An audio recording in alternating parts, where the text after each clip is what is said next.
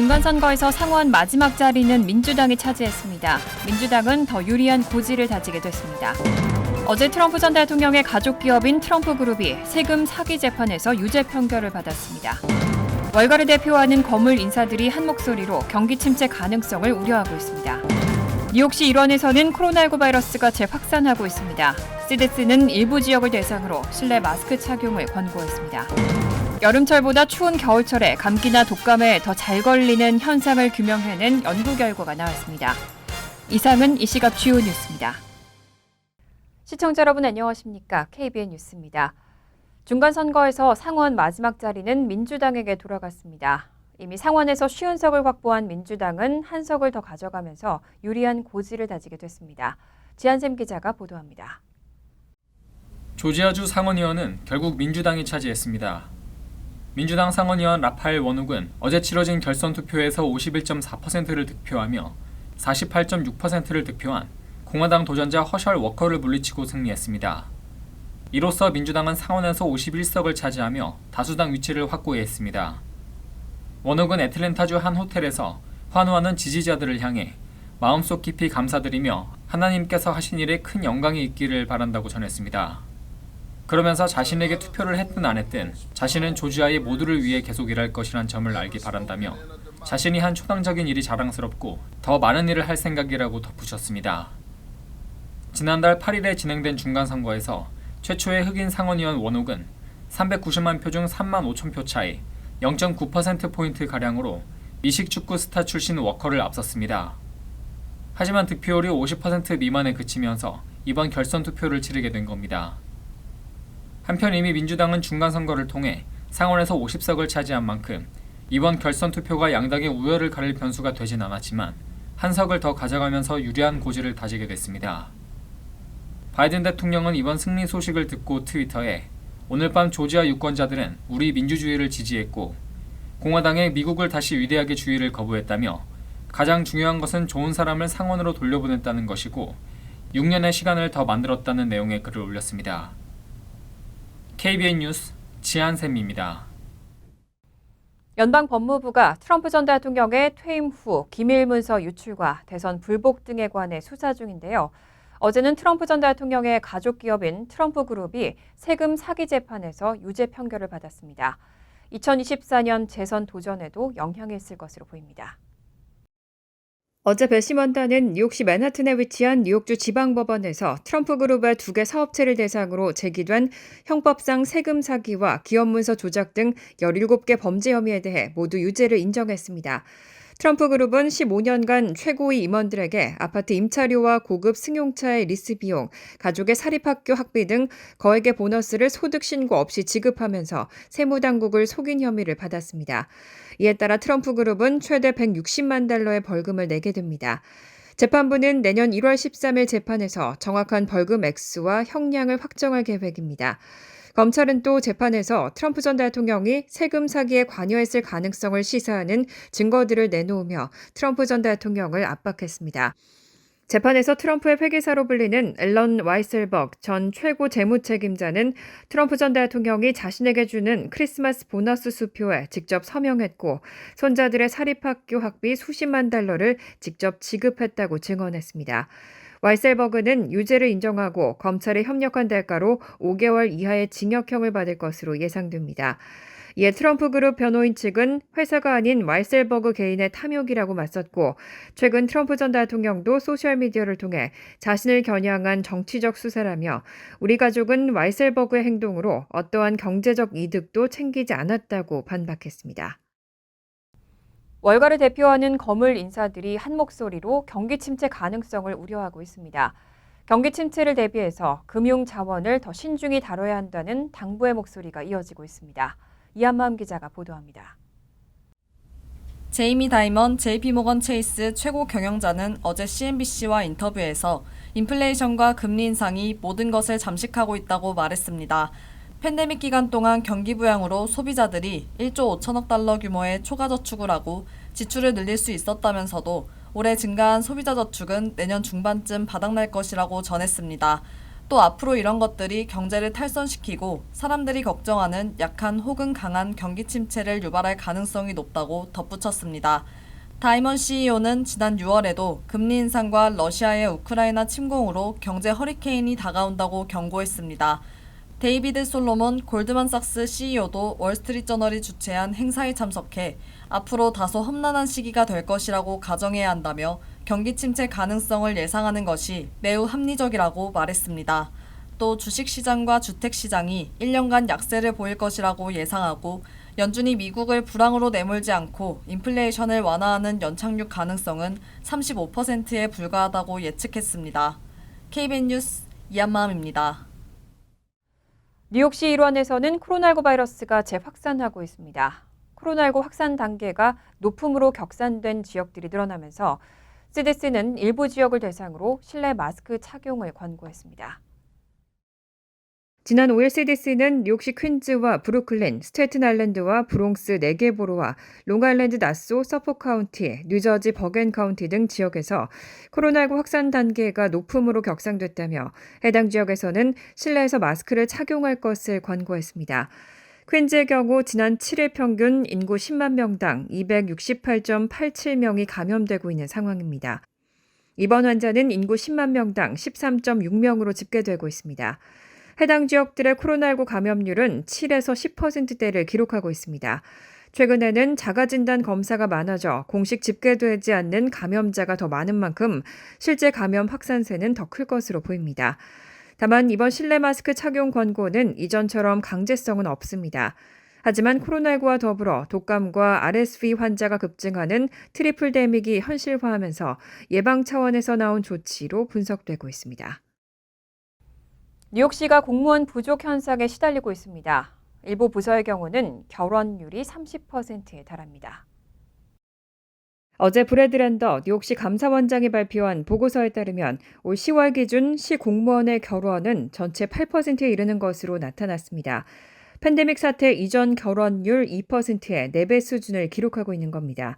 결원 비율은 각 부서별 예산에 의해 산출된 적정 인원과 실제 근무 인력을 비교해 결정됩니다. 예산은 어느 정도 회복됐지만 실제로 일할 공무원은 부족하다는 의미입니다. 결원율이 가장 높은 부서는 뉴욕시 스몰 비즈니스 서비스국으로 결원율이 32%에 달했습니다. 팬데믹 이후 소기업 지원 등 업무가 쌓여 있지만 실제로 일할 인력은 턱없이 부족한 상황입니다.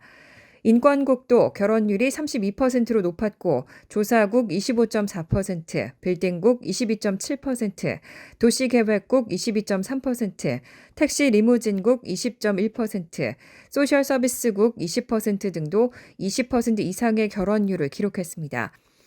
특히 이렇게 결원율이 20%를 넘어서는 부서들은 시 경제 회복에도 중요한 역할을 하는 부서들인 만큼 기본적인 대민 서비스가 부실화될 수 있다는 지적이 나오고 있습니다. 한편 이렇게 시 공무원이 부족한 원인으로는 민간 기업과 비교해 낮은 급여와 관료주의적 업무 환경 등이 꼽힙니다. 랜더시 감사원장은 결원율이 높은 상태가 장기간 유지되면 남은 직원들의 업무량이 늘고 남은 직원도 번아웃으로 퇴사할 위험이 커진다고 지적했습니다. 때문에 효율성이 떨어지는 일자리를 없애고 예산을 할당해 민간 기업과 경쟁이 가능한 연봉으로 전문가를 채용해야 한다고 조언했습니다. 올해로 설립 38주년이 되는 대표적인 한인 봉사단체 민권센터가 뉴저지로 서비스를 확대합니다. 민권센터는 서류 미비자 등 이민자들의 권익을 위해 더 많은 일을 계획하고 있다면서 관심과 협조를 당부했습니다. 보도에 지한샘 기자입니다. 뉴욕, 뉴저지 한인 이민자들의 권익을 옹호하고 소외된 이웃들을 위해 다양한 봉사활동을 해온 비영리단체 민권센터가 뉴저지 한인 이민자들을 위한 뉴저지 사무소를 공식 오픈했습니다. 지난 금요일 민권센터 뉴저지 사무소 개소식에는 민권센터 관계자들과 후원자들의 자리를 함께하고 축하했습니다. 민권센터 김갑성 국장은 이미 뉴저지 사무소로 많은 문의가 오고 있다며 더 많은 분들을 돕기 위해 최선을 다하겠다고 말했습니다.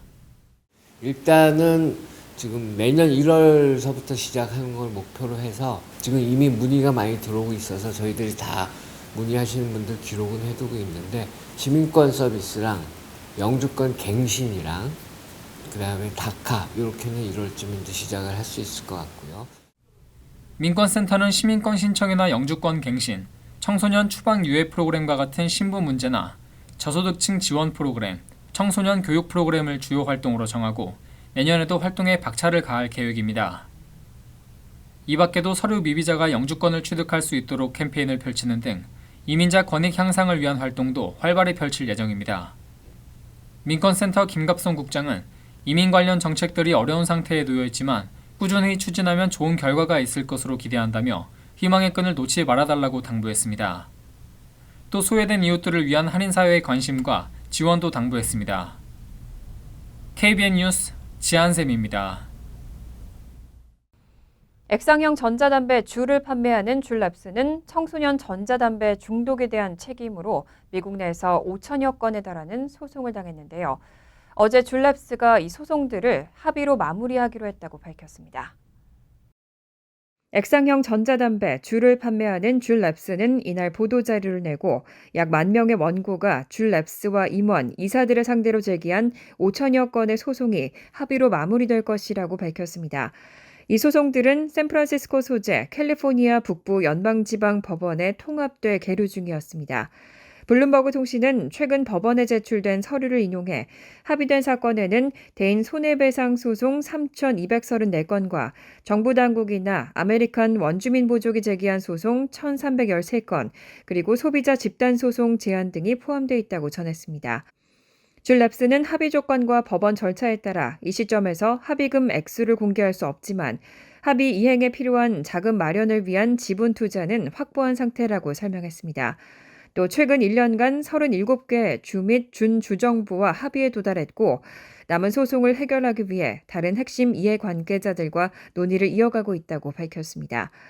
앞서 지난 9월에는 커네티컷과 텍사스, 오리건 등 미국 내 33개 주, 그리고 미국령 푸에르토리코 준주 지방정부와 4억 3,850만 달러의 보상금을 지급하고 2년 넘게 이어진 조사를 마무리하는데 원론적 합의를 봤다고 발표한 바 있습니다.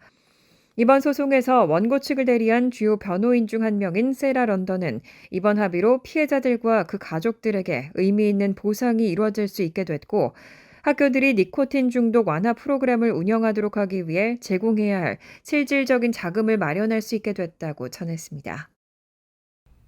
여름철보다는 추운 겨울철에 감기나 독감에 더 잘 걸립니다. 추운 것과 감기 바이러스는 직접적인 연관이 없는데 왜 그런 걸까요? 이런 현상을 규명해낸 연구 결과가 나왔습니다. 어제 CNN은 미국 의료계가 마침내 겨울에 감기에 걸리는 이유를 밝혀냈다고 보도했습니다. 하버드 의대 부교수 벤저민 블레이어 박사는 추위가 감기 바이러스를 활발하게 하는 것이 아니라 코 속에 있는 수십억 개의 바이러스 퇴치 세포를 없애버린다면서 온도가 5도만 낮아져도 바이러스를 퇴치하는 세포의 50%가 죽는다고 밝혔습니다. 호흡기 바이러스는 체내로 침투하기 위해 주로 인간의 코를 통로로 이용합니다. 블레이어 박사가 이끄는 연구팀은 인간의 코가 코 앞쪽으로 침입한 바이러스를 즉각 감지해내는 능력을 갖추고 있다는 사실을 알아냈습니다. 연구팀에 따르면 인간의 코에 서식하는 바이러스 퇴치 세포들은 바이러스 감지 이후 EV라고 불리는 복제세포를 수십억 개 양산하고 이 세포들은 바이러스에 들러붙어 점액 형태로 배출합니다.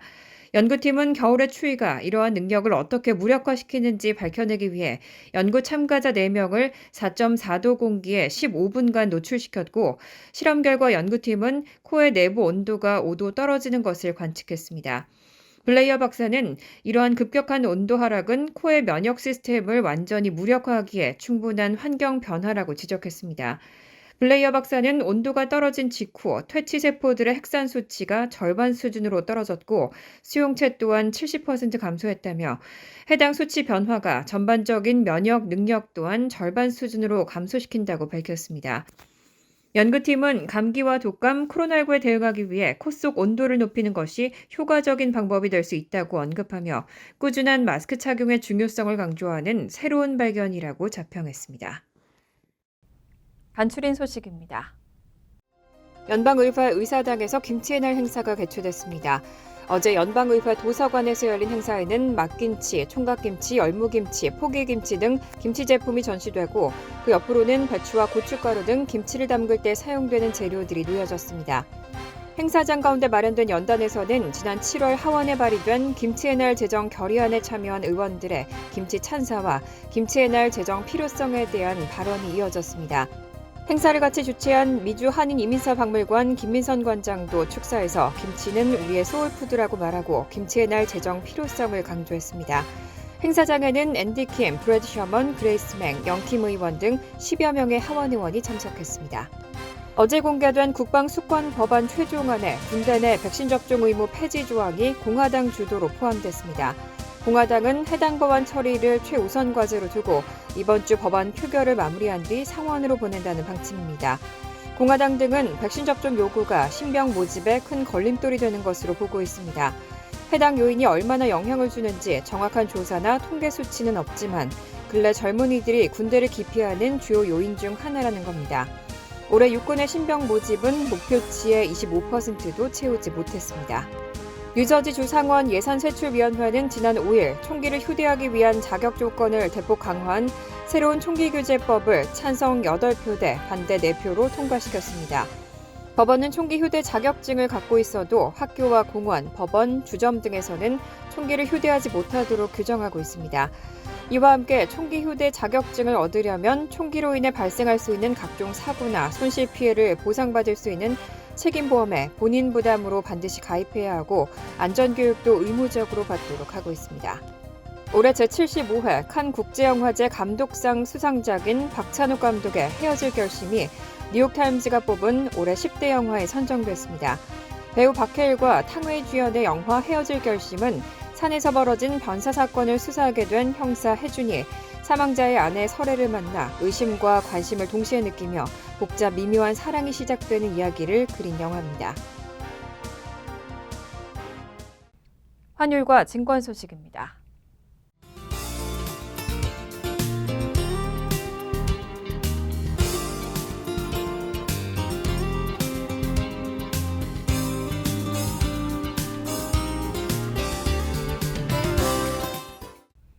이어서 날씨입니다. 목요일은 대체로 화창하겠습니다. 낮 최고 기온은 53도, 섭씨 12도, 밤 최저 기온은 36도, 섭씨 2도로 예상됩니다. 금요일도 화창한 날씨가 이어지겠습니다. 토요일 역시 화창하겠습니다. 이상으로 KBN 뉴스를 마칩니다. KBN과 함께 즐거운 저녁 되시기 바랍니다.